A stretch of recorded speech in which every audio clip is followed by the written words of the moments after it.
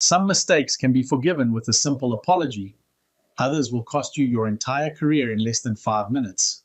The words hung in the recycled air of the first-class cabin like a prophecy. The flight crew of SkyEdge Airlines Flight 719 had no idea they were about to become living proof of this harsh truth. They saw a black woman dressed in understated clothing, plain black cashmere sweater, tailored grey slacks, comfortable leather loafers, and decided she didn't belong among their premium passengers.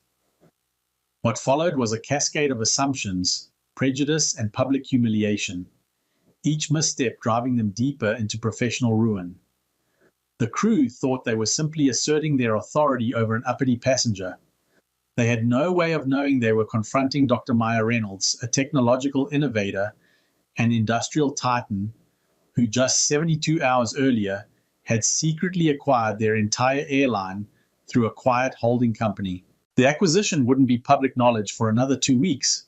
They believed they were following protocol. In reality, they were orchestrating their own spectacular dismissal. For Dr. Reynolds, this wasn't just another instance of prejudice to endure something she'd grown wearily accustomed to despite her accomplishments.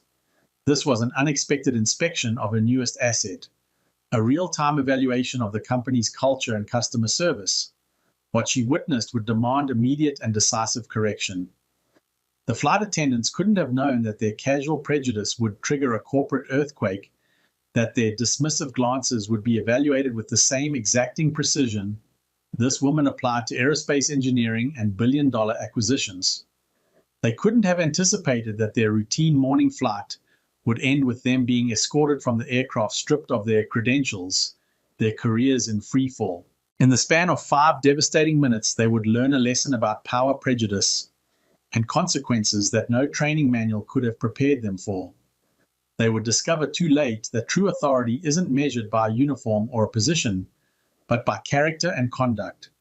And they would learn that sometimes the person you attempt to diminish might be the very one who signs your paychecks. This is the story of how a flight crew's worst day became a masterclass in accountability, how casual bias met its match in calm, calculated justice, and how one woman used her power not for revenge, but for necessary correction. Fasten your seatbelts. This flight is about to encounter severe turbulence. Dr. Maya Reynolds didn't look like a woman who could liquidate a Fortune 500 company with a single phone call. That was by design. Her shoulder-length locks were pulled back in a simple, elegant style that emphasized her keen brown eyes and high cheekbones. At 45, the fine lines around her eyes spoke of experience rather than age. The kind of experience that came from building something remarkable from nothing. Her posture was straight but relaxed, confident, without aggression, the bearing of someone who no longer needed to prove her worth to anyone. Today she had chosen comfort over corporate armor. The cashmere sweater, tailored slacks, and handcrafted Italian loafers she preferred when not attending board meetings or governmental briefings. The only hint of her true status was the watch adorning her left wrist, a Patek Philippe Nautilus in stainless steel, its blue face catching the terminal lights as she checked the time. It had been a gift to herself after Horizon Dynamics secured its first billion-dollar defense contract 5 years ago. Maya had never been one for ostentatious displays of wealth. The daughter of a high school teacher and a postal worker from Baltimore, she had navigated Yale on a full scholarship, often the only black woman in her advanced engineering courses.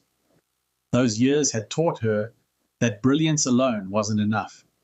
You needed to be twice as prepared, 3 times as confident, and infinitely more resilient than your peers. Dr. Reynolds, a voice interrupted her thoughts. I've just received confirmation that your jet will be grounded for at least another 9 hours. The avionics upgrade is taking longer than expected. Dominic Martinez, her chief of staff for the past 12 years, stood before her tablet, in hand, his expression apologetic but composed. At 38, Dominic had been with Maya since Horizon Dynamics was operating out of a converted warehouse in Baltimore. His loyalty was matched only by his efficiency.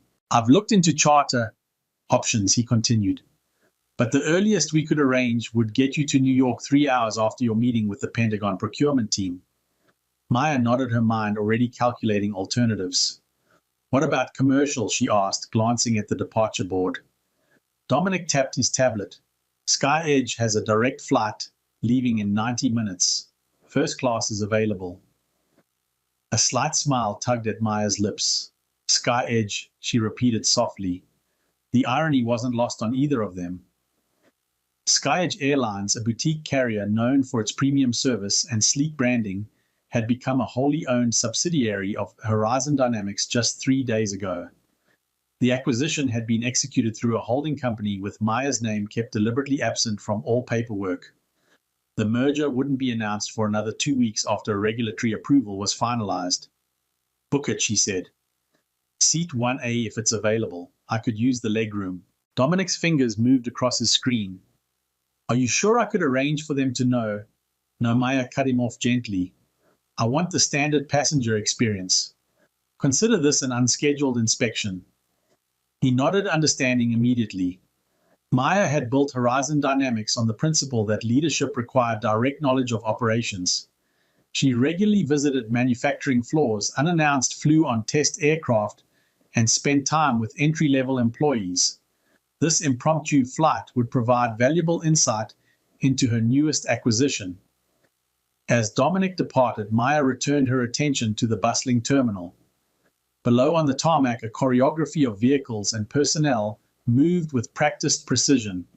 To Maya, every system was fascinating, a collection of processes that could be optimized or, if necessary, completely reimagined.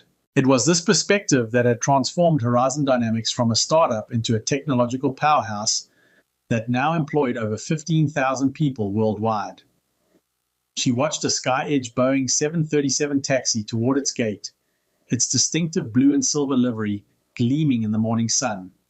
Soon that plane and all others in the fleet would bear the subtle mark of Horizon ownership. But first, Maya wanted to understand exactly what she had purchased, not just the assets and balance sheets, but the human element, the culture, the experience. Little did she know just how revealing this inspection would be. The SkyEdge Premium Lounge at LAX Terminal 4 offered a calculated refuge from the airport chaos. Muted grey walls, navy blue leather chairs, and hardwood floors created an atmosphere of understated luxury. Floor-to-ceiling windows revealed the ceaseless ballet of aircraft arrivals and departures, a reminder of the technical precision underlying air travel. Maya chose a seat by the windows away from the busier areas. She placed her leather messenger bag beside her and requested still water instead of the offered champagne. Her attention immediately turned to the operational choreography outside, where ground crews serviced an incoming aircraft with practiced efficiency. Impressive, isn't it? A voice came from her left. Maya turned to find an older white man in a Brooks Brothers suit gesturing toward the window. The logistics, he continued, moving thousands of people across the country every day. It's a complex adaptive system, Maya agreed. Multiple interdependent elements working toward a common goal. I'm Gerald Williams, he offered, extending his hand. Regional VP for Bancroft Financial. Maya Reynolds, she replied, accepting the handshake with a firm grip but offering no further details. Heading to New York, Gerald asked. Yes. Business meeting. What line of work are you in? He inquired, settling into the adjacent chair uninvited. Aerospace technology. She replied simply. Fascinating field. My nephew is studying engineering at Cal Poly. He paused, studying her. You don't strike me as an engineer, though. Maya raised an eyebrow slightly. What does an engineer look like, Mr. Williams? The question hung in the air. Gerald shifted uncomfortably. I just meant, well, you know, the stereotype, awkward guys with pocket protectors. Stereotypes rarely serve us well. Maya observed her tone neutral but pointed. Before Gerald could respond, the lounge's sound system announced boarding for SkyEdge Flight 718. Maya gathered her bag and stood. That's my flight. Safe travels, Mr. Williams. She moved toward the exit, leaving Gerald with an expression of confused embarrassment. It was a minor interaction, but it reinforced a reality Maya had navigated her entire career assumptions made on appearance alone. Maya followed the signs to Gate 42, where a Boeing 737-900 waited in the morning light. The gate area buzzed with pre-boarding energy as she approached the priority lane. A young gate agent, his name tag read. Thomas greeted her with a professional smile. Good morning. May I see your boarding pass, please? Maya held up her phone displaying the digital pass with seat 1A clearly indicated. Thomas scanned it efficiently. Thank you, Dr. Reynolds. You're all set for seat 1A. We're boarding now through the forward door. Have a pleasant flight. The interaction was exactly as it should be. Professional, efficient, courteous.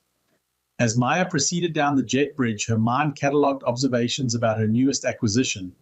So far, the ground experience had been satisfactory, not exceptional, but solid. As she approached the aircraft door, Maya could hear voices from within the galley. 2 flight attendants were engaged in conversation, their tones hushed but tense. And I told him, if you think I'm working a double to cover Melissa's sick day. Again, you've got another thing coming, one voice said, sharp with irritation. Victoria, he's the scheduling manager.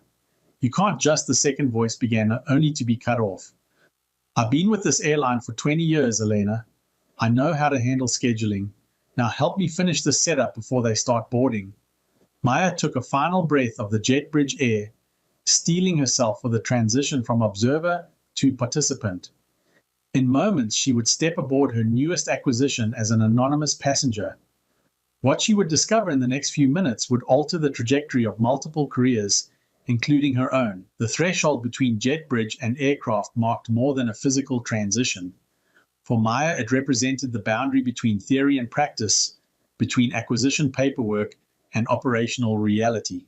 As she stepped from the carpeted jet bridge onto the polished floor of the aircraft galley, the atmosphere shifted palpably. Gone was the hushed refinement of the premium lounge. In its place was a space charged with tension, efficiency, and hierarchies both official and unspoken. The galley gleamed with stainless steel and composite surfaces, the narrow confines packed with service carts, safety equipment, and 2 flight attendants whose conversation ceased abruptly at her appearance. Welcome aboard, said the younger of the 2, a Hispanic woman in her mid-20s, whose name tag identified her as Elena Rodriguez. Her smile appeared genuine, if slightly nervous, her uniform crisp and properly fitted. May I help you with your bag? I can manage, thank you, Maya replied. Returning the smile, the second flight attendant turned slowly from the galley counter, where she'd been arranging welcome drinks. Victoria Barnes, according to her name tag, was a white woman in her early 50s, color with meticulously styled blonde hair pulled into a severe bun. Her uniform, though impeccable, seemed to emphasize rather than diminish the rigidity of her posture. Her eyes, a pale, icy blue, performed a swift assessment of Maya, taking in the simple sweater, the tailored slacks, the absent designer logos. Good morning, Maya offered, meeting Victoria's gaze directly. Victoria's response was a delayed, thin-lipped smile that failed to reach her eyes. First class is to your left, she said, her tone carrying an odd inflection, as though she were correcting a mistake Maya hadn't made. Thank you. Seat 1A. Victoria's eyebrows lifted slightly, a nearly imperceptible reaction that nonetheless telegraphed surprise or perhaps skepticism. She made no move to step aside, effectively blocking the narrow entrance to the first-class cabin. May I see your boarding pass? The question came with a particular emphasis that transformed a routine request into something more pointed. Maya held up her phone, displaying the digital pass with seat 1A clearly indicated. The same pass that had been verified moments ago by Thomas at the gate. Victoria squinted at it, her lips pursed in what appeared to be theatrical concentration. There might be a mistake. I don't believe so, Maya replied calmly. The gate agent just confirmed it. Victoria gave a dismissive wave. The system's been acting up all morning. Things get jumbled. She gestured vaguely toward the main cabin. Economy boarding is to the right through the main cabin. The implication was unmistakable, delivered with the casual confidence of someone accustomed to their judgment, going unchallenged. In that moment, Victoria Barnes had taken one look at Maya Reynolds and decided, you don't belong here. Maya felt a familiar tightening in her chest, not anxiety, but a weary recognition. This moment in various forms had been a recurring feature of her professional life. From the Yale engineering department to corporate boardrooms, from luxury car dealerships to five-star hotels, she had encountered the same assumption that her presence in spaces of privilege required explanation or justification. Behind Maya, Elena shifted uncomfortably.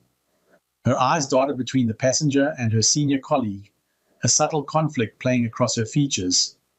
This wasn't the first time she'd witnessed Victoria's selective verification process, but previous attempts to intervene had earned her sharp reprimands about knowing her place.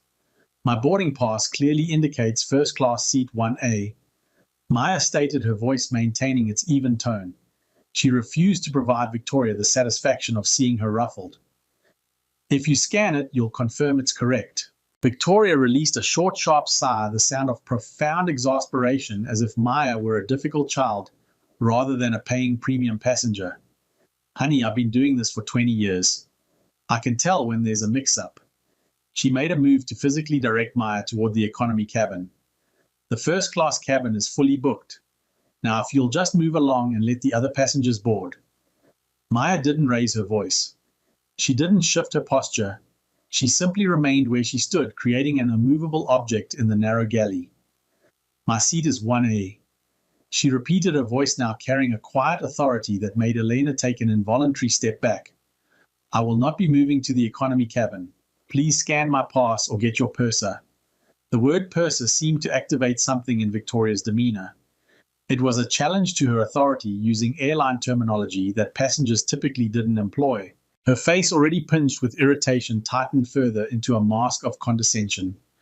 Fine, she snapped, pulling a scanner from her belt.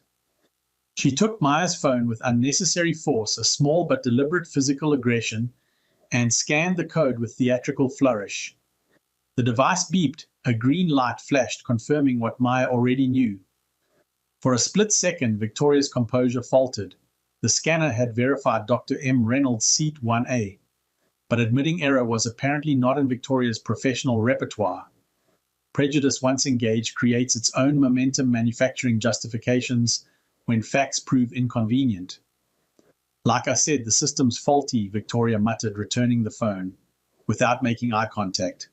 That seat is already occupied. You'll have to speak with the gate agent. This was a lie, and they both knew it. First-class passengers were only just beginning to board behind Maya. The cabin was mostly empty. Before Maya could respond, a man in his late 40s approached from within the cabin. His name tag identified him as Richard Wilson Purser. He had thinning grey hair and the weary demeanor of someone who had seen too many passenger conflicts to maintain genuine enthusiasm for resolution. Is there a problem here, Victoria? He asked, his eyes moving between his colleague and Maya. This passenger, Victoria replied, loading the word with unmistakable disdain, is insisting her seat is in first class, but it's already taken. Her pass is clearly the result of a glitch. Richard looked at Maya, his expression one of practiced sympathy that contained no actual empathy. He didn't question Victoria's assertion. He didn't ask to see the boarding pass himself. He accepted her version without hesitation. Ma'am, he began, his voice dripping with disingenuous concern. I understand this must be frustrating. These things happen. Why don't we go back to the gate and get this sorted out? We can't hold up the boarding process. They had formed a united front of dismissal. They weren't trying to solve a problem, they were trying to remove one. And in their eyes, the problem was her. Maya looked from Victoria's smug expression to Richard's false sympathy, then at Eleanor, who was staring at her shoes, a silent portrait of complicity. In that moment, Maya's objective shifted. This was no longer about getting to her seat. It was about witnessing a fundamental failure within a company. She now owned a cultural rot that started with customer-facing staff and extended apparently to leadership. No, she said, her voice soft but resonant in the confined space. We won't be going back to the gate. We will be sorting this out right here. The standoff had created a bottleneck. Behind Maya first, and business-class passengers were accumulating in the jet bridge, their murmurs forming a rising tide of impatience. A man in an expensive suit huffed audibly. A woman with designer sunglasses peered around Maya, lips pursed in annoyance. Victoria and Richard were counting on this public pressure to force Maya's capitulation. Humiliation was a powerful tool to make someone back down. But Maya Reynolds hadn't built a multi-billion-dollar aerospace company by backing down. Richard, Maya said, addressing the purser directly, and using his name with deliberate precision. Let's approach this logically. The seat in question is 1A. The cabin is not yet full. The simplest solution is for me to walk to my seat. If, as Victoria claims, another passenger is physically occupying it, we can address that then. Does that not seem reasonable? Her calm, rational approach seemed to momentarily disarm Richard. He glanced at Victoria, uncertainty flickering across his features. But Victoria was already doubling down on her fabrication. The passenger in that seat is a Platinum Medallion member, she declared, inventing a new detail. He was pre-boarded. We can't just ask him to move. It's against policy to inconvenience a premier customer. The implication was crystal clear. The phantom passenger who didn't exist was more important, more legitimate than the black woman standing before them. From behind Maya, an unexpected voice cut through the tension. That's ridiculous. A white man in his 30s with a tech company logo on his polo shirt stepped forward. I've been a platinum member for 5 years, and there's no such policy about not being asked to move from the wrong seat. Victoria's eyes widened at this unexpected challenge from someone who, in her worldview, should have been an ally. Sir, this doesn't concern. I think it does, he interrupted. You're holding up boarding for everyone based on what appears to be completely fabricated policy. This intervention momentarily threw Victoria off script. She glanced at Richard, expecting support, but found him suddenly preoccupied with adjusting his tie. I see, Maya said, a thoughtful expression settling on her face. She was no longer just a participant in this interaction. She was diagnosing a problem within her newest corporate acquisition. So SkyEdge's policy is to trust verbal claims over verified digitally scanned boarding passes. Her question hung in the air, sharp and incisive. It wasn't an emotional outburst, it was a cross-examination. Eleanor flinched visibly. Richard's face reddened as he found himself suddenly off script. He was accustomed to following a predetermined protocol for passenger interactions, and this passenger was refusing to play her assigned role. It's a complicated situation, he stammered. It's actually very simple, Maya countered smoothly. Either my ticket is valid or it is not. Your scanner confirmed it is. Therefore, I am entitled to my seat. She paused, maintaining direct eye contact with Richard. Now I will not hold up boarding any longer. I am going to walk to seat 1A. With a calm, deliberate grace that spoke of years commanding boardrooms and government briefings, Maya stepped past Victoria's shoulder and into the first-class cabin. The effect was like a stone dropped into still water ripples of disruption expanding outward. Victoria gasped, outraged at this breach of her perceived authority. Ma'am, you cannot stop right there. Maya ignored her. The first-class cabin of the SkyEdge 77900 was configured in a spacious layout. Row 1 had 4 seats, 1A and 1B on the left side of the aisle, 1C and 1D on the right. She turned left. A white man in his late 50s with a ruddy complexion, wearing a rumpled business shirt, was indeed sitting near the window. He occupied seat 1B. Seat 1A. The aisle seat directly adjacent was completely, undeniably empty. A pristine blanket and pillow set, still sealed in plastic, sat on the plush leather.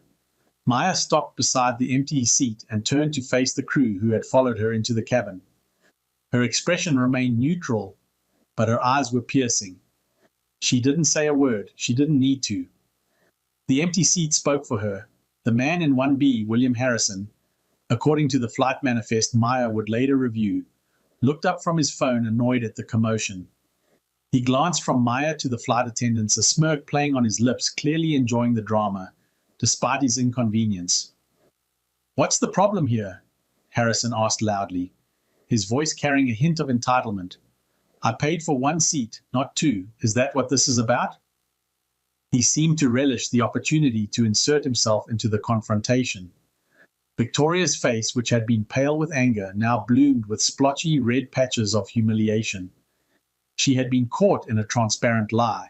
But instead of contrition, she chose escalation. That is his seat, she insisted, her voice becoming shrill. He needs the extra space. We were saving it for him. It was an absurd, desperate fabrication. Even Harrison looked baffled by this claim. I don't need 2 seats, he grumbled before returning his attention to his phone, absolving himself of further involvement. Richard stepped forward, sensing that control of the situation was slipping away entirely. This was no longer a minor inconvenience. It was becoming an incident that might require documentation and review. "Ma'am," he said, his voice taking on a harder, more authoritative tone, "I'm going to have to ask you to step back into the galley with us. You're creating a disturbance." "I am creating a disturbance," Maya asked, her voice dropping to a near whisper, yet carrying more weight than Victoria's shout. "I presented a valid ticket. I was denied entry to my cabin. I was lied to repeatedly. And now I'm being accused of causing a disturbance for quietly attempting to take the seat I paid for." She paused, allowing the absurdity to sink in. "Tell me, Richard, how do you think this situation appears to the other passengers?" She gestured subtly with her head. The other first-class passengers were now all watching, their expressions ranging from discomfort to thinly veiled amusement to outright indignation on her behalf. They were witnessing a power struggle, and the crew was losing badly. "This is completely unacceptable," remarked an older black woman from C3C, no longer willing to remain silent. "I've seen this kind of treatment before." A white businessman in his 40s from across the aisle shook his head in disgust. "Just let us sit down so we can all get to New York on time." Not everyone was sympathetic, however. A middle-aged white woman in expensive jewelry muttered to her husband, "These people always want to make everything about race." The cabin had become a microcosm of societal attitudes, with reactions as varied as the passengers themselves. But the majority sentiment was clear. The crew's behavior was indefensible. This was the final straw for Victoria. Her professional veneer, already cracked, shattered completely. "That's it," she declared, eyes blazing with vindictive fire. "You're a security risk. You're being disruptive and refusing to follow crew instructions." She turned to Richard. "Call the captain." Invoking the captain was the nuclear option. It escalated the situation from a customer service dispute to a potential federal offense. Richard hesitated, panic evident in his expression. This was spiraling far beyond a simple seating mix-up, but Victoria's dominant personality once again prevailed. He nodded grimly and reached for the intercom phone near the front of the cabin. "Captain Parker, this is Richard. We have a situation in the first-class cabin. A passenger is refusing to cooperate and is creating a security concern." Maya stood perfectly still, a pillar of calm amid the escalating chaos. She watched them. She observed. She recorded every word, every action, every failure of process and professional conduct. This was no longer just an incident. It was data, valuable information about the company she had just acquired, and the findings were damning. A heavy silence descended upon the first-class cabin as passengers awaited the captain's arrival. The air seemed charged with anticipation, like the atmosphere before a thunderstorm. Maya remained standing beside seat 1A, her posture relaxed but resolute. She made no attempt to sit, understanding that this confrontation had evolved beyond a simple seating dispute. It had become a test of competing authorities and a revealing diagnostic of SkyEdge's organizational culture. Victoria stood with arms crossed, her expression a mixture of vindictive satisfaction and lingering humiliation. Richard hovered nearby, his eyes darting between Maya, the gathering passengers in the aisle, and the cockpit door, his entire demeanor broadcasting discomfort with the situation he had helped escalate. Elena remained in the galley, visible through the doorway, her face a portrait of conflicted emotions. Several times she opened her mouth as if to speak, only to close it again without uttering a word. Her mind raced with memories of the last junior flight attendant who had contradicted Victoria during a passenger dispute. The woman had been assigned the worst schedules for months afterward until she eventually quit. William Harrison in seat 1B had set aside his phone and was now watching the scene with undisguised interest. His earlier smirk had been replaced by a look of growing discomfort as he realized the gravity of the situation unfolding beside him. "This is getting out of hand," he muttered loud enough for those nearby to hear. "She clearly has a ticket for this seat." The cockpit door opened with a distinctive pneumatic hiss. Captain Andrew Parker emerged, his tall frame filling the narrow space. At 59, he carried himself with the confident authority of someone accustomed to commanding not just aircraft, but situations. His silver hair was precisely trimmed, his uniform immaculate, his expression one of controlled irritation. He didn't look at Maya initially. Instead, his eyes went directly to his crew. "What's the problem here?" he asked, his voice a low rumble that expected immediate deference. Captain Victoria said, stepping forward eagerly. This woman forced her way into the cabin. "She doesn't have a valid ticket for this seat, and she's refusing to deplane when asked. She's becoming aggressive." The fabrications were now so flagrant, so divorced from reality, that Maya almost felt a perverse fascination with Victoria's commitment to her narrative. It required a special kind of audacity to lie so boldly when multiple witnesses could contradict her version of events. Only now did Captain Parker turn his attention to Maya. His gaze was clinical, the kind reserved for malfunctioning equipment, impersonal, irritated, and devoid of curiosity.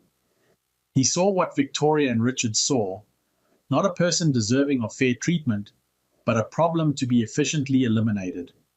"Ma'am," he said, not bothering to ask for her side of the story or inquire about facts, "my crew has informed me of the situation.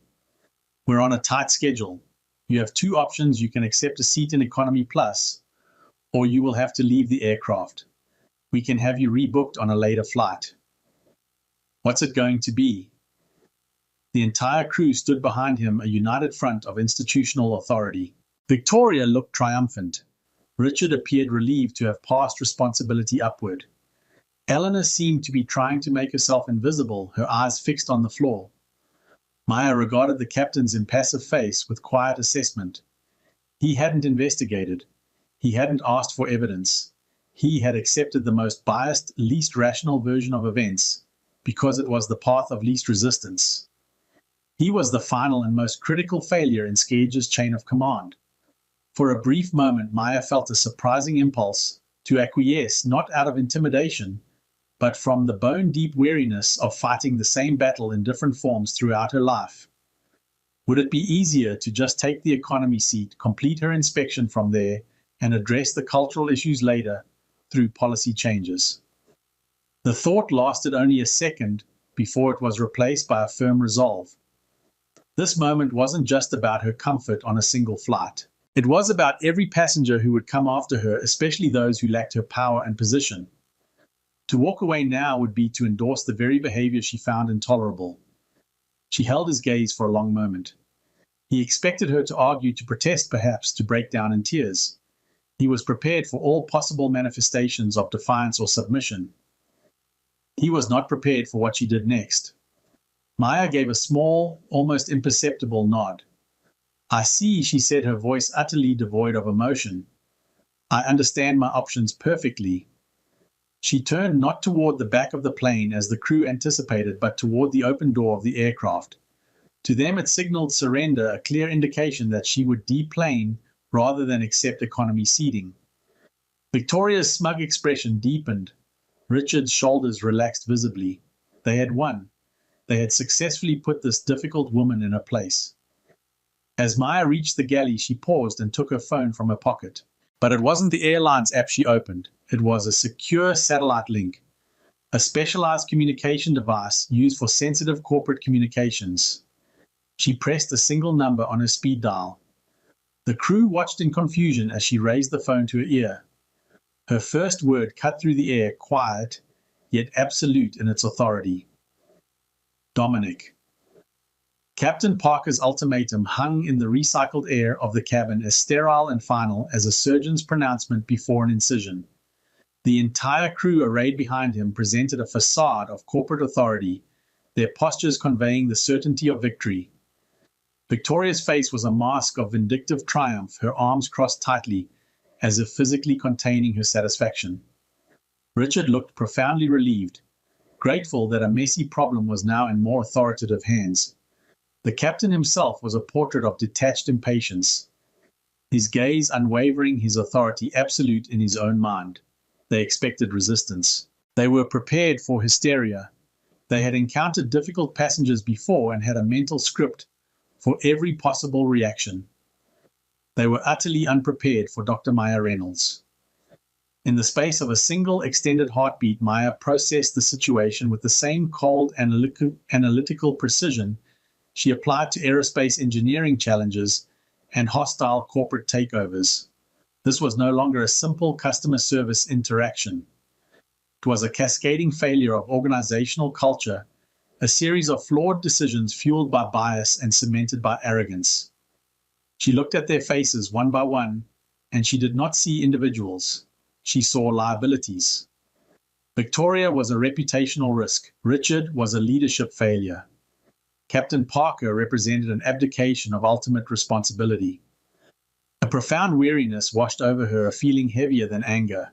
It was the exhaustion that came from a lifetime of having to prove her existence, her legitimacy, in spaces where her presence was questioned by default.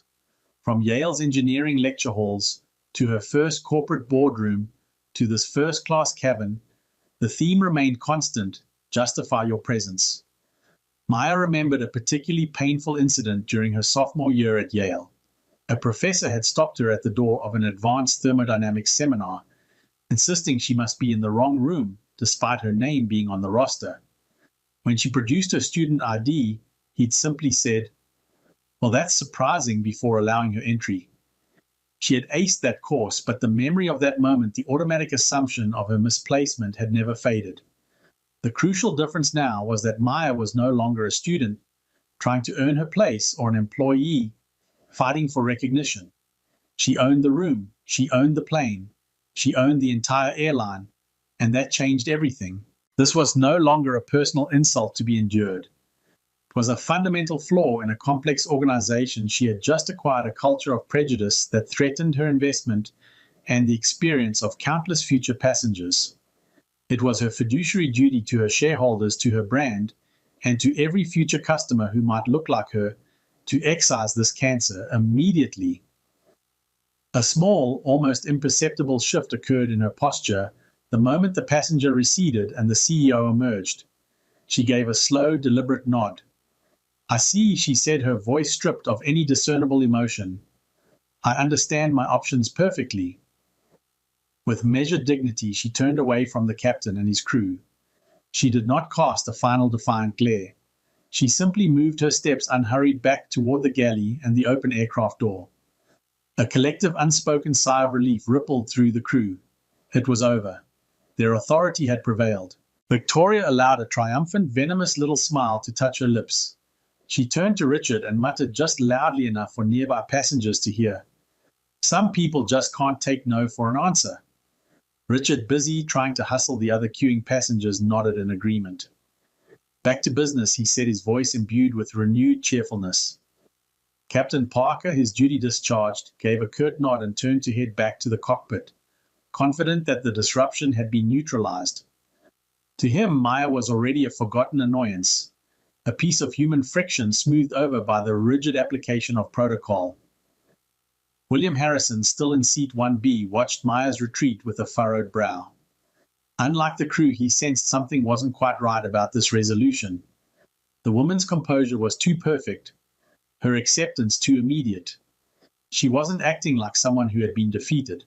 "This doesn't feel right," he muttered to himself, suddenly uncomfortable with his role as a passive bystander. As Maya reached the threshold between the cabin and the galley, she paused.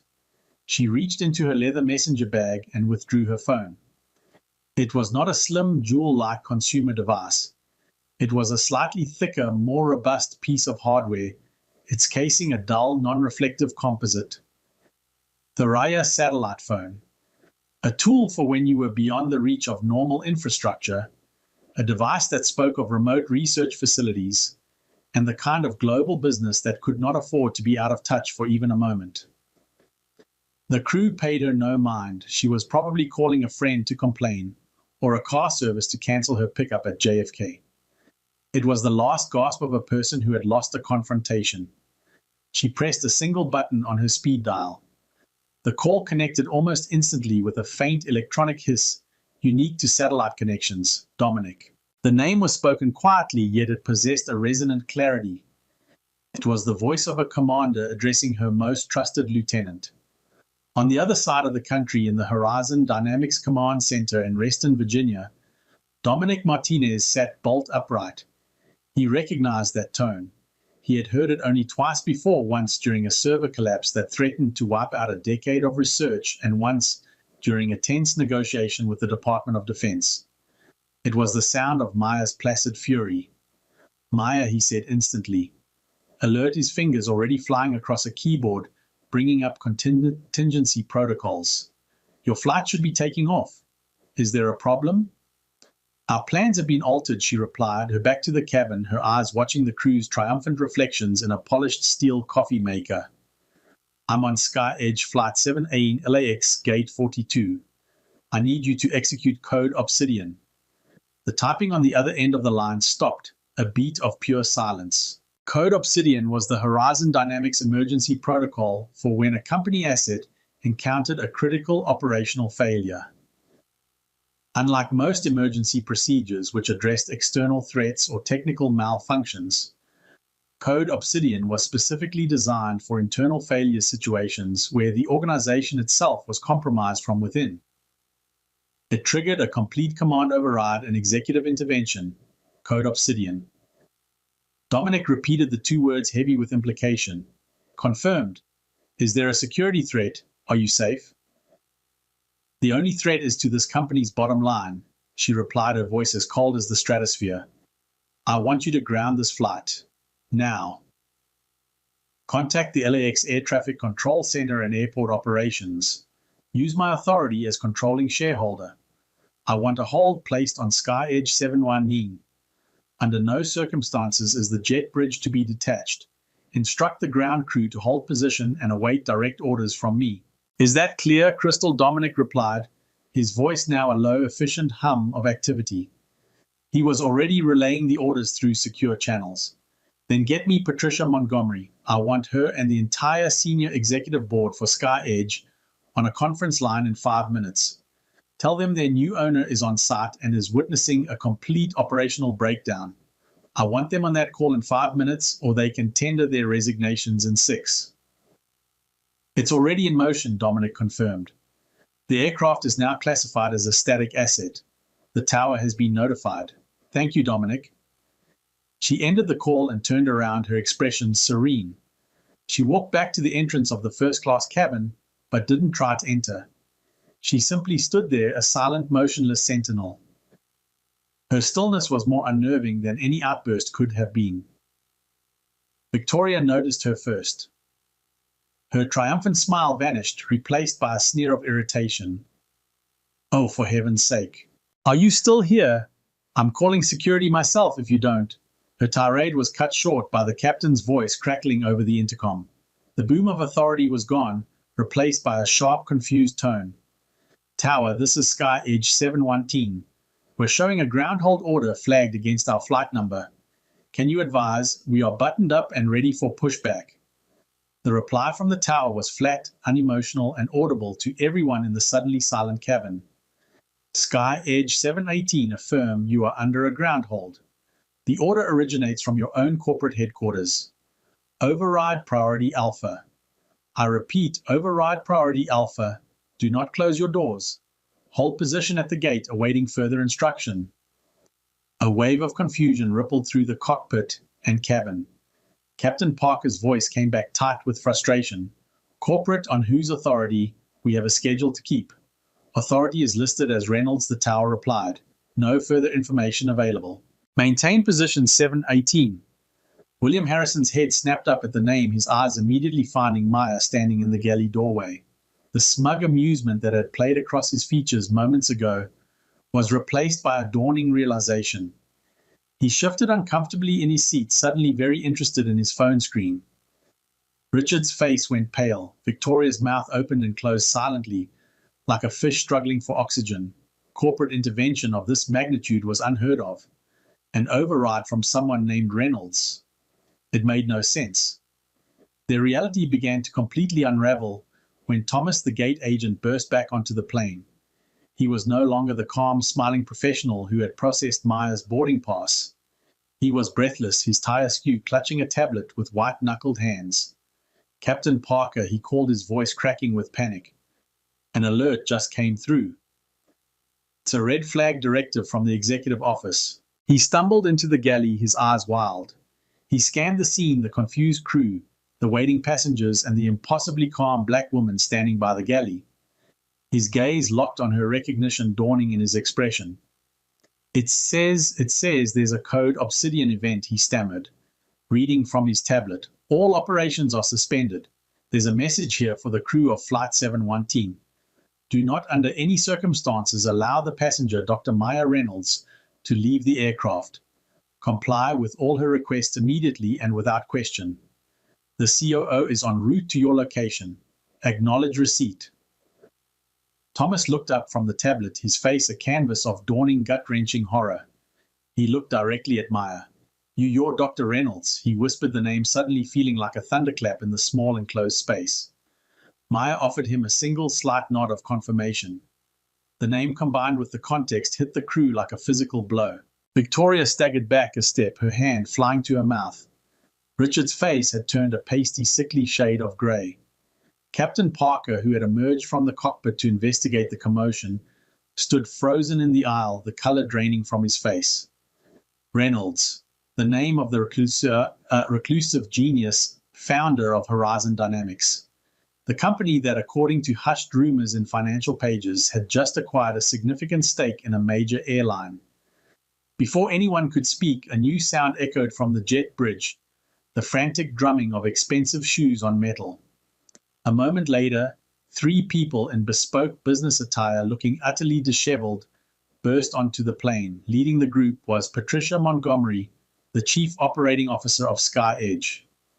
Her usually immaculate silver bob was in disarray. Her face was slick with perspiration, and her eyes were wide with the terror Maya had only ever seen on executives who were about to lose hundreds of millions of dollars. Patricia didn't see the crew, she didn't see the passengers.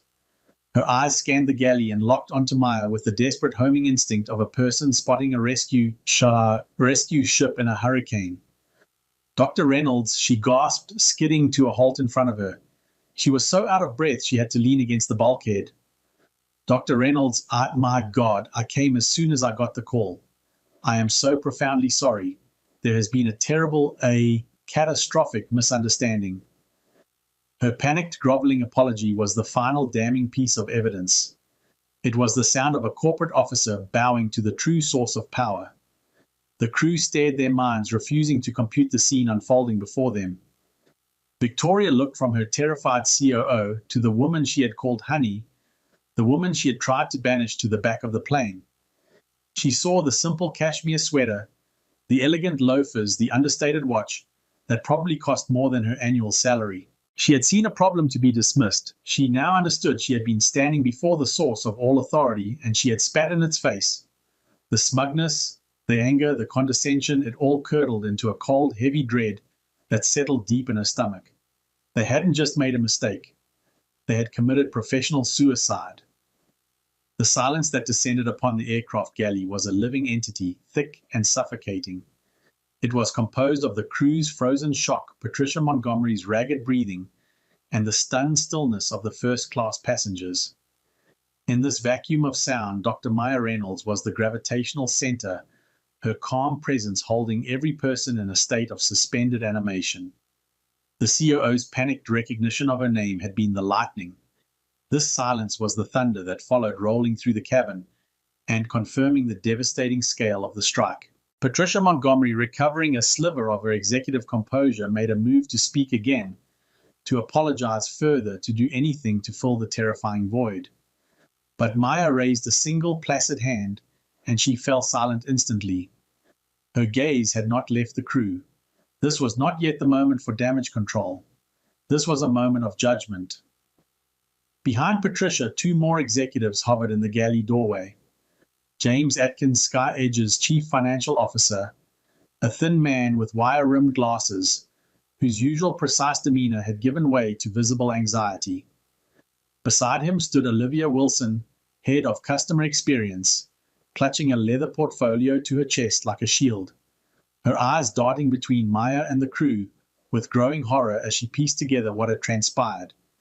Maya took a single step forward, and the 4 employees of her newly acquired company flinched as if she had brandished a weapon. Her eyes, clear and analytical, moved from one face to the next. When she spoke, her voice was not raised. It was worse, quiet, precise, and utterly devoid of mercy. Let's review the events of the last 10 minutes from a business perspective. She began, her tone chillingly conversational. Let's treat this as a case study in operational failure. She fixed her gaze first on Victoria, whose face had crumpled from smug triumph into a quivering mask of disbelief. Ms. Barnes, Maya said, using her surname for the first time. Your role is customer experience lead for this cabin. Your primary function is to act as a brand ambassador for Sky Edge. Instead, you made a series of assumptions based on a visual assessment of a passenger. You mistook understated clothing for a lack of means. You equated skin color with an inability to belong. She paused, allowing each statement to land with surgical precision.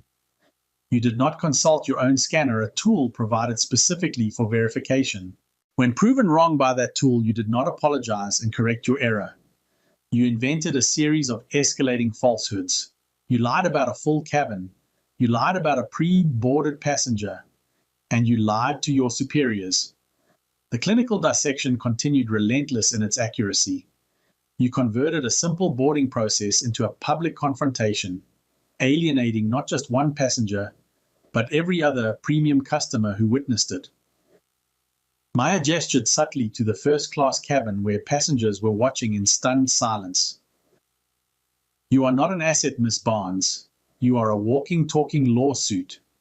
You are a catastrophic liability to the brand I now own. Victoria opened her mouth, a choked sob escaping. No, it wasn't like that. I swear it was just a misunderstanding. I was having a bad day. For a split second, Maya's composure faltered. A flicker of genuine incredulity crossed her features at this attempted justification. Inside, she found herself wondering how many passengers had Victoria mistreated because she was having a bad day. How many people had been humiliated, dismissed or denied proper service by someone whose job was literally to provide hospitality. My company does not subsidize your bad days. Maya cut her off, the steel in her voice hardening. Your personal feelings are irrelevant. The moment you put on that uniform, you cease to be Victoria Barnes and you became Sky Edge. And Sky Edge under my ownership will not be defined by your prejudice. There is no appeal.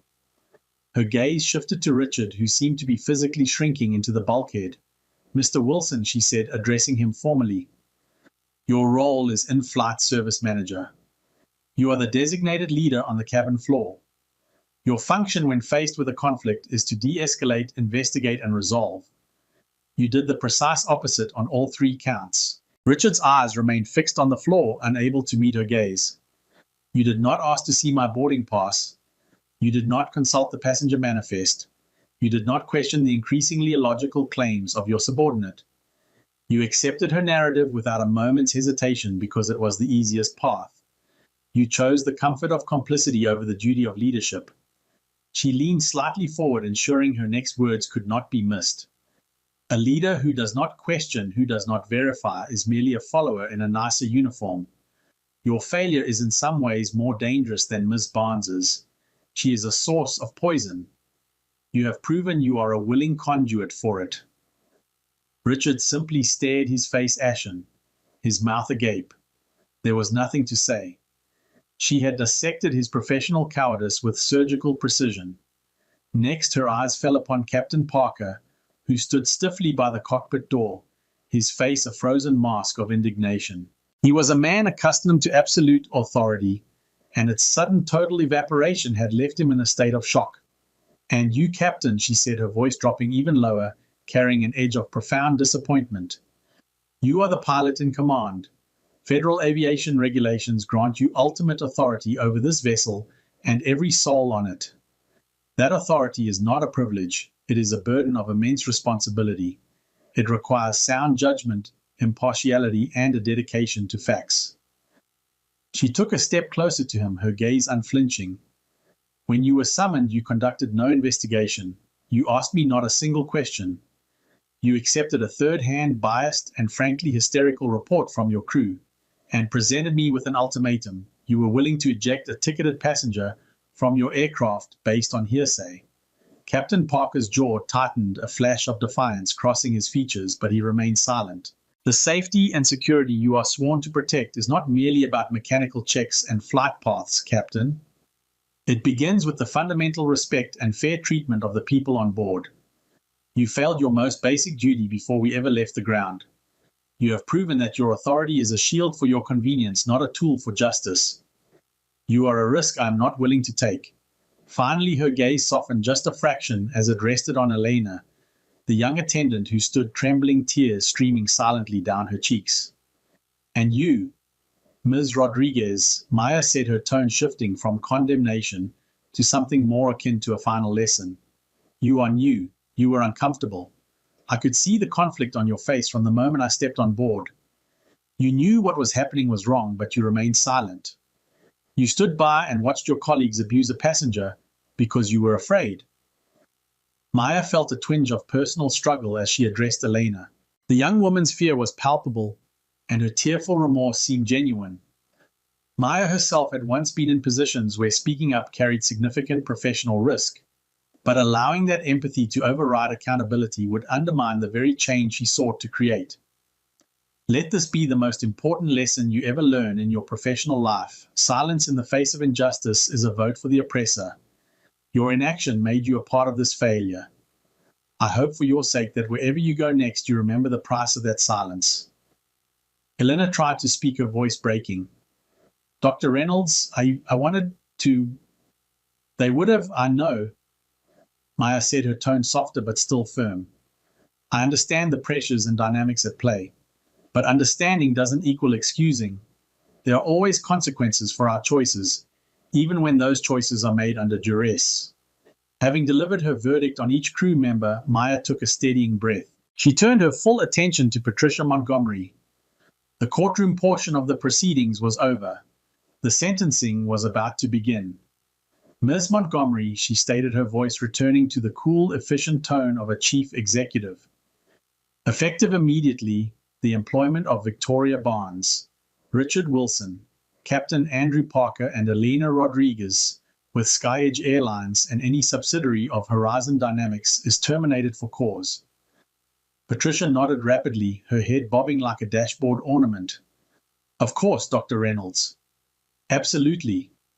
Arrange for airport security to revoke their credentials and escort them from the premises now.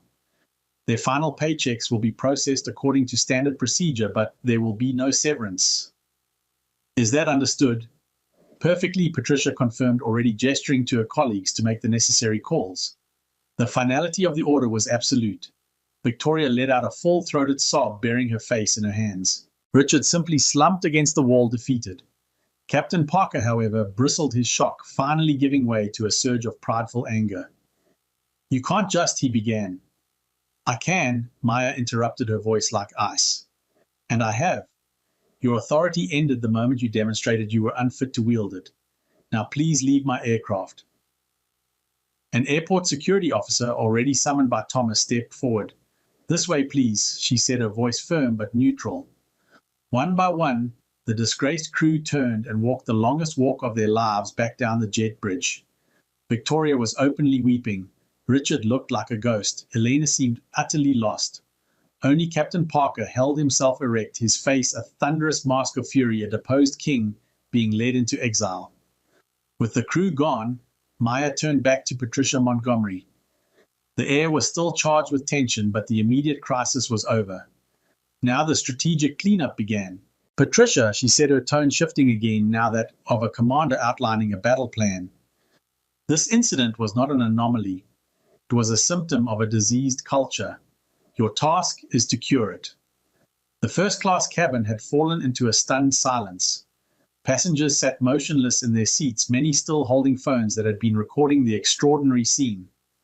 William Harrison in seat 1B had abandoned all pretense of disinterest and was openly staring, his earlier smirk replaced by an expression of amazed respect.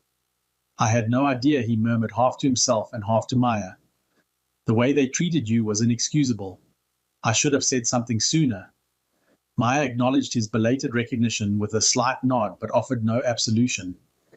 His earlier enjoyment of her humiliation hadn't escaped her notice. She stood in the center of the galley, her presence commanding the space in a way that no uniform or title could have achieved. Patricia Montgomery and her executive team huddled before her like courtiers awaiting a royal decree, their earlier panic now channeled into focused attention. I want a full top-to-bottom audit of your hiring and training protocols. Maya continued, her voice calm but unyielding. Focus specifically on implicit bias recognition and de-escalation techniques. I want that report on my desk by 9:00 a.m. Monday. Patricia nodded, tapping notes rapidly into her phone. Absolutely, Dr. Reynolds.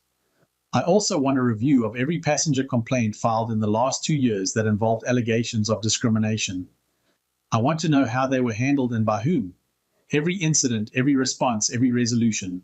We'll pull the complete records, James Atkins, the CFO, interjected, eager to demonstrate his usefulness. Furthermore, Maya continued, you will draft a proposal for a new anonymous internal reporting system, a see something, say something policy that protects junior employees like Ms. Rodriguez from reprisal when they witness inappropriate conduct. I want employees to feel empowered to speak up next time, not paralyzed by fear of retaliation. She paused, making eye contact with each executive to ensure her message was unmistakable. Do you understand your directives? Yes. Dr. Reynolds? Patricia confirmed, her voice steadier now that she had clear tasks to focus on. A full audit, discrimination complaint review, and a new reporting system proposal. Monday, 9:00 a.m. Good, Maya said. Now address the passengers. Inform them of the delay and our resolution. We have inconvenienced them greatly. The brand must be seen taking full responsibility. Of course. Patricia nodded and reached for the intercom phone, her hand still trembling slightly. Maya finally walked past her into the now hushed first-class cabin and stopped at seat 1A. The pristine sealed blanket and pillow set were still there, a silent testament to the absurdity of the entire ordeal. She placed her leather messenger bag in the overhead compartment and slid into the plush seat. It was comfortable, spacious, and precisely what she had paid for. She looked across the aisle at Harrison in seat 1B. He was now staring at his phone with an intensity that suggested he was trying to achieve digital invisibility. He refused to meet her gaze. The woman behind him, however, caught Maya's eye and gave a small, almost imperceptible nod of respect. A moment later, Patricia Montgomery's voice, strained but regaining its corporate polish, filled the cabin.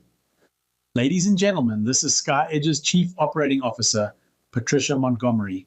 On behalf of our entire airline, I want to offer my most profound and sincere apology for the unacceptable delay you have experienced today. We had a crew-related service failure that did not meet the uncompromising standards SkyEdge aspires to uphold. She paused, her voice gaining strength as she continued. To express our gratitude for your patience and as an apology for this disruption, SkyEdge will be issuing a full refund of the ticket price for every passenger on this aircraft. Additionally, a voucher for a future complimentary round-trip flight in your purchased cabin class will be deposited into your travel accounts within 48 hours. A murmur of surprised approval rippled through the cabin. A full refund and a free flight was an unprecedented level of compensation, a clear signal that this was no ordinary service failure. A new dedicated flight crew is now boarding, and we expect to be on our way to New York as swiftly as possible. We thank you for your understanding and patience. As promised, a new crew filed in, led by a calm, sharp-eyed purser in her early 40s. Isabella Hernandez, according to her name tag, moved with a quiet, hyper-efficient energy, her face a mixture of professionalism and barely concealed awe. The new crew had clearly been briefed on the situation. Isabella approached Maya's seat, her posture respectful but not obsequious. Dr. Reynolds, she said softly, it is an honor to have you with us. Please let me know if there is anything, absolutely anything, you or your fellow passengers require. We are here to ensure your journey is safe and comfortable. Thank you, Isabella, Maya replied, offering a faint, tired smile. A bottle of still water and a safe on-time arrival is all I ask. Consider it done, the purser said, with a crisp nod before moving away to direct her team. The cabin doors were finally sealed. The jet bridge retracted with a heavy thud. The engines began to spool up their deep, powerful hum, a sound of progress of moving forward.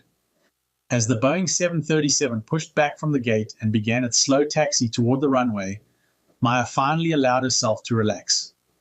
She took out her tablet and pulled up the technical proposal she'd meant to review an hour ago, but she didn't read it. Instead, she looked out the window as the plane turned, accelerated, and lifted into the California sky. She felt no sense of victory, no thrill of revenge. There was only the grim, weary satisfaction of a critical problem identified and neutralized. The incident was a data point, a messy, ugly, but ultimately valuable piece of intelligence on the company she now had to reshape. The firings were not the end. They were merely the first necessary incision. The real work, rebuilding the culture, retraining the staff, and restoring the brand, started now. As she gazed out the window, Maya found herself thinking about Elena Rodriguez. The young flight attendant's fear had been genuine, her conflict visible. Perhaps there was potential there that had been stifled by a toxic environment. Perhaps under different leadership and with proper support, she might have found the courage to speak up. Maya made a mental note to have Dominic look into Elena's background and performance records. If the young woman showed promise, perhaps there might be a place for her elsewhere in the organization, not in customer-facing roles, but somewhere her experience could serve as a cautionary tale for others. That was the difference between retribution and reformation. The former sought only to punish. The latter aimed to build something better from the wreckage. The security officer, a tall woman with close-cropped hair and an impassive expression, gestured toward the jet bridge. "Ms. Barnes, Mr. Wilson, Mr. Parker, Ms. Rodriguez, this way, please." Victoria Barnes stood frozen, her makeup streaked with tears, the reality of her situation still not fully processed. "This is a mistake," she whispered more to herself than anyone around her. "This can't be happening." Richard Wilson moved mechanically, his earlier panic now replaced by a hollow resignation. 23 years with the airline gone in 10 minutes. His mortgage, his children's college funds, his retirement plans all suddenly cast into uncertainty. Captain Andrew Parker remained rigid, his jaw clenched so tightly that a muscle twitched visibly beneath his skin. His entire identity was bound up in his position. Without it, who was he? Elena Rodriguez moved last, her young face etched with devastation. 6 months into her dream career, she had witnessed its destruction and her own complicity in real time. Unlike the others, there was something else in her expression, a dawning recognition perhaps of the lesson Maya had tried to impart. "Reynolds," Elena said, gathering her courage. Her voice was steady despite the tears still glistening on her cheeks. "What happened today, it wasn't the first time. Victoria has done this before to other passengers. I've witnessed it multiple times. I knew it was wrong each time, but I convinced myself it wasn't my place to speak up." She took a deep breath, her gaze direct now despite her fear. "I understand why I'm being terminated. I failed not just you, but every passenger I stayed silent for. I won't make that mistake again wherever I go next. Some lessons cost more than others, but I promise you this one will stick." Maya studied the young woman, surprised by her clarity and accountability in this moment of personal crisis. Most people in Elena's position would be focused solely on self-preservation or blame. "The most valuable lessons often come at the highest price," Ms. Rodriguez Maya replied. "What matters is what you build with them." Elena nodded, a flash of something like determination crossing her features before she turned to follow her former colleagues. Now the security officer repeated her tone, brooking no argument. As they filed past Maya, each reacted differently to the proximity. Victoria kept her eyes down, unable to face the woman she had so grievously underestimated. Richard cast a pleading glance, a silent bid for mercy, that found no purchase. Captain Parker stared straight ahead, refusing to acknowledge Maya's existence even now. The galley suddenly felt larger without them. The space they had dominated with their prejudice and pride, now cleansed of their presence. Patricia Montgomery exhaled audibly, running a hand through her disheveled silver hair. "Dr. Reynolds, I cannot begin to express my—" "Save it," Maya cut her off, not unkindly but firmly. "This isn't about apologies. It's about action." Patricia nodded rapidly. "Of course. The audit, the review, the reporting system, all will be expedited. But there are immediate operational concerns." We need a replacement captain and crew. Already handled, James Atkins, the CFO, interjected, holding up his phone. Captain Sarah Lawson and her crew were dead heading to JFK on Flight 734. They're being rerouted here now. ETA 15 minutes. Maya nodded her approval. At least someone in SkyEdge's leadership knew how to solve problems efficiently. Olivia Wilson, the head of customer experience, stepped forward hesitantly. Dr. Reynolds, what about the passengers? We should offer some form of compensation for the delay and disruption. Full refunds for everyone on board, Maya stated without hesitation, plus complimentary round-trip tickets in their booked class. Implement immediately. Olivia's eyes widened. That's extremely generous. The financial impact will be negligible compared to the cost of litigation, regulatory scrutiny, and brand damage we'd face if even one passenger decided to make this incident public. Maya finished for her. This isn't generosity, Ms. Wilson. It's risk management. James Atkins nodded, already calculating the numbers. She's right. Full refunds and comps would cost us about $180,000 for this flight. A single discrimination lawsuit could run into millions, not counting the PR disaster. Exactly, Maya said. Now I want this new crew briefed properly. They need to understand that exceptional service is expected for the remainder of this flight. Every passenger must disembark in New York feeling that SkyEdge took extraordinary measures to correct a serious error. Patricia was already typing instructions into her phone. I'll personally brief Captain Lawson when she arrives. Good, Maya said. And one more thing. I want a complete review of Captain Parker's flight history. Every complaint, every incident report, every performance evaluation. I want to know if today was an aberration or a pattern. We'll pull his complete file, Patricia assured her. Maya nodded and turned toward her seat in the first-class cabin. I'll be monitoring the situation from here. Keep me informed of any issues. As she settled into seat 1A, Maya felt the weight of dozens of eyes upon her. The other passengers were watching with a mixture of awe, curiosity, and in some cases thinly veiled resentment. Power, especially when exercised so decisively, always evoked complex reactions. William Harrison, still in seat 1B, cleared his throat awkwardly. That was something else, he murmured, apparently feeling some obligation to acknowledge the extraordinary events. Maya turned to him with a neutral expression. It shouldn't have been. It should have been a routine boarding process, followed by an on-time departure. Harrison nodded, chastened by her response. Of course. I just meant, well, I've never seen anything quite like that.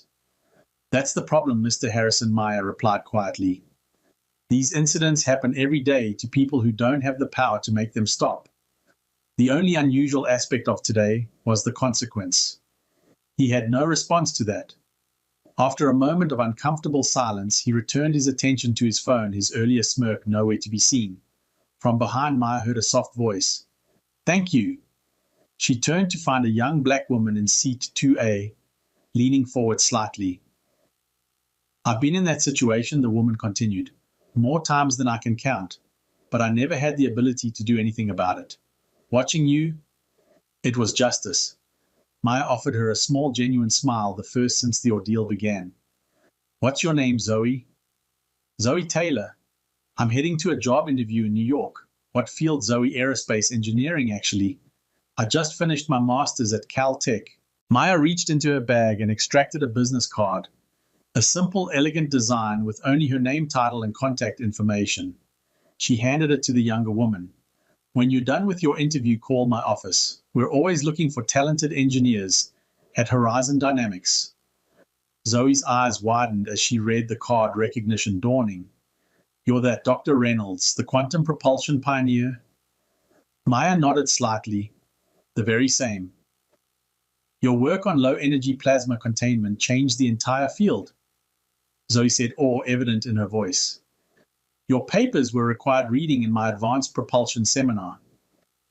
Then I look forward to hearing about your interview, Maya replied, and perhaps discussing your own ideas. Not all passengers shared Zoe's appreciation, however. From across the aisle, Maya overheard a middle-aged white couple whispering. That was completely excessive, the woman murmured. She could have handled it privately later. Typical power trip, her husband agreed. Making a scene just because she can. Maya neither reacted nor responded to these comments. Their perspective was limited, their judgment uninformed. They had not experienced what she had experienced not just today, but throughout her life. They saw only the swift consequence, not the context that made it necessary. From her vantage point, Maya could observe the various reactions throughout the cabin. Some passengers seemed impressed, others uncomfortable, a few openly supportive, and a handful visibly disapproving. It was a microcosm of broader social attitudes, all contained within the confines of a first-class cabin. Their conversation was interrupted by Patricia Montgomery's return to the cabin. Dr. Reynolds, Captain Lawson, and her crew have arrived. They're completing the handover procedures now. We should be ready for departure in approximately 10 minutes. Excellent, Maya responded. And the former crew security is escorting them to the administrative offices for processing. Their credentials have been deactivated and Human Resources has been notified to prepare their final documentation. Maya nodded her approval. Keep me informed of any issues. As Patricia returned to the galley, Maya noticed a subtle shift in the cabin's atmosphere. The initial shock was fading, replaced by a collective recognition that they were witnessing something historic. A rare moment when power was used not for personal advancement or petty retribution, but for necessary correction. Outside the windows, ground crews moved with renewed urgency. Word had clearly spread throughout the airport operation that this flight now had the highest priority. Fueling was completed, baggage was secured, and catering supplies were loaded with exceptional efficiency. In the cockpit, Captain Sarah Lawson, a veteran pilot with an impeccable record, was methodically reviewing the flight plan. Unlike her predecessor, she understood that authority was earned through competence and character, not conferred by uniform and title. Isabella Hernandez, the new purser, moved through the cabin with quiet efficiency, checking on passengers, answering questions, and ensuring that every detail was addressed. Her team followed her lead, their service attentive without being obsequious. The cabin doors closed with a definitive thud. The jet bridge withdrew, and the aircraft began its push back from the gate. Maya felt a strange mixture of emotions as the engines spooled up to taxi power. There was no satisfaction in destroying careers, even those that deserved ending. There was only the grim determination to ensure that the culture that enabled such behavior was thoroughly reformed. As the aircraft taxied toward the runway, a secure message appeared on her phone from Dominic Regulatory. Filing for acquisition completion accelerated. PR team prepared for announcement. How soon do you want to go public? Maya considered briefly, then typed immediate. This incident has forced our hand. Better to control the narrative than respond to it. Draft announcement emphasizing our commitment to transforming the passenger experience through dignity and respect. She paused, then added, and look into Elena Rodriguez's record and background. If she shows promise, consider a position in the new corporate ethics program. Sometimes the most effective advocates for change are those who have witnessed the consequences of its absence. 6 months after the incident on Flight 719, Maya Reynolds stood at the podium in SkyEdge's newly redesigned training center in Dallas. Before her 200 employees, a mix of veterans and new hires, had gathered for the graduation ceremony of the company's Transformed Service Training Program. When we began this journey, Maya addressed the assembled staff. Many questioned whether the changes we proposed were realistic or sustainable. They wondered if excellence could truly become standard rather than exceptional. They asked if a company culture could be fundamentally reshaped in a matter of months. She gestured to the screens behind her, which displayed the latest performance metrics. Customer satisfaction scores up 31%, complaint rates down 47%, employee retention improved by 24%. These numbers provide one answer, but the real evidence is not in statistics, it's in the daily experiences of our passengers and in your renewed pride in the SkyEdge name. The training center itself symbolized the transformation that had occurred. Gone were the sterile corporate aesthetics and outdated service philosophies.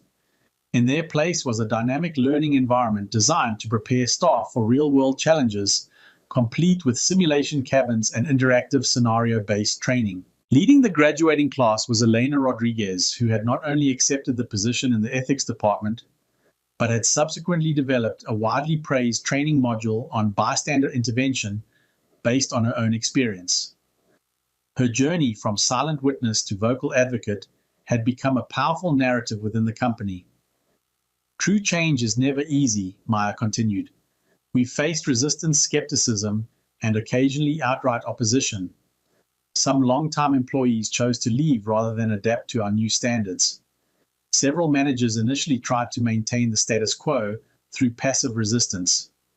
She paused, acknowledging the challenging reality of organizational transformation. The media questioned our methods. Competitors predicted our failure. Even some of our own executives doubted whether passengers would notice or care about the changes we were implementing. Those challenges had been substantial. Victoria Barnes and Captain Parker had both struggled to find employment in the industry after their terminations. Their wrongful termination lawsuits had been quickly dismissed when the full evidence of their conduct was presented. Industry analysts initially predicted that the excessive focus on customer experience would undermine profitability. But SkyEdge had weathered these storms. The Flight Attendants Union eventually became a partner in developing realistic standards after Maya demonstrated her commitment to supporting employees who upheld company values. And the financial results had silenced the skeptics' customer loyalty, and repeat bookings had increased significantly more than offsetting the costs of the transformation. What we've built together over these months isn't just a better airline, Maya said, her voice resonating through the atrium. It's a model of what's possible when an organization truly aligns its practices with its values. When excellence isn't just a slogan but a lived reality. In the front row sat Patricia Montgomery, who had embraced the transformation with unexpected vigor once she understood Maya's vision. Beside her was Isabella Hernandez, now Vice President of Service Operations, whose insights had proven invaluable in redesigning training and protocols. The incident that catalyzed these changes was painful, Maya acknowledged, but it revealed something essential: that how we respond to failure matters more than the failure itself. That accountability isn't about punishment, it's about growth. And that dignity isn't a luxury service upgrade, it's the foundation of everything we do. As she concluded her remarks, Maya spotted a familiar face in the audience: Zoe Taylor, the young engineer she had met on Flight 719, now leading a special projects team at Horizon Dynamics. Their eyes met briefly, a silent acknowledgement of how a single interaction had changed multiple trajectories. The SkyEdge that existed today was not the same company Maya had encountered in that first-class cabin 6 months ago. It had been transformed not through slogans or superficial policy changes, but through a fundamental recommitment to human dignity as its operational core. Every interaction matters, Maya said, gesturing to the company's new guiding principle displayed prominently on the wall. Not just for the passenger experiencing it, but for all of us who choose to be part of this organization. Thank you for making that choice. Thank you for your commitment to excellence. And thank you for proving that meaningful change is possible when we have the courage to demand it. This story isn't just about one CEO's experience with discrimination or one company's transformation. It's about the power we all have to stand up for what's right, to demand respect, and to create change in our own spheres of influence. If you've ever been in a situation where you felt powerless against prejudice, or watched injustice unfold without speaking up, let this be your reminder. Change begins with courage, and sometimes the most powerful response to disrespect is calm, unwavering dignity. Thank you for watching. If this story resonated with you, please hit that like button and subscribe to our channel for more powerful stories of justice and transformation. Share this video with someone who needs to be reminded of their own worth and power. Together we can build a world where respect isn't exceptional, it's expected.